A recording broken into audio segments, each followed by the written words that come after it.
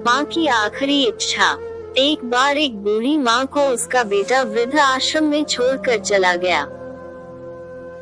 इस माँ का ये वही इकलौता बेटा था जिसके लिए इस माँ ने जिंदगी भर संघर्ष किया।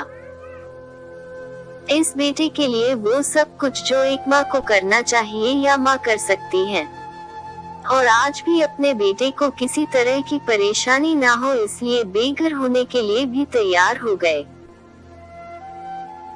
वृद्ध आश्रम में रह रही माँ हमेशा अपने बेटे को याद करती है, लेकिन केवल एक साल में उससे एक बार मिलने जाती है या फिर फोन पर बात कर लेती है।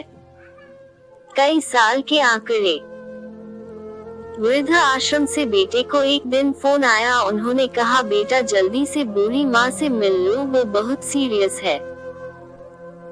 जब उसकी बीमार माँ के पास संदेश आया कि उसकी आखिरी सांसें गिन रही थी, बेटे ने अपनी माँ से उसकी आखिरी इच्छा पूछते हुए कहा, माँ मैं तुम्हारे लिए क्या कर सकता हूँ। माँ ने कहा कि बेटा इस अजर में गर्मी और मच्छर बहुत ज्यादा है, यहाँ पर कुछ पंखे लगवा देना।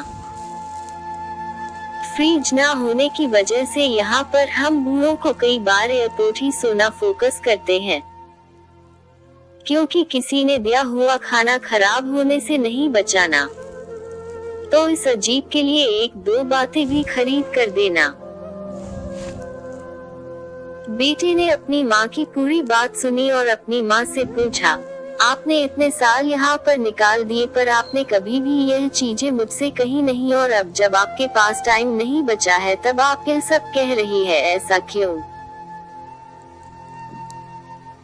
माँ ने बेटे को जवाब देते हुए कहा, बेटा मैंने गर्मी, भूख और दर्द सहन कर लिया, लेकिन मुझे पता है जब तेरे बच्चे यहाँ छोड़ देंगे तब तू सब सहनी नहीं कर रही है, इसलिए आपकी सुविधा के लिए मैं सब लगाने की मांग करती हूँ, इसीलिए कह रही हूँ।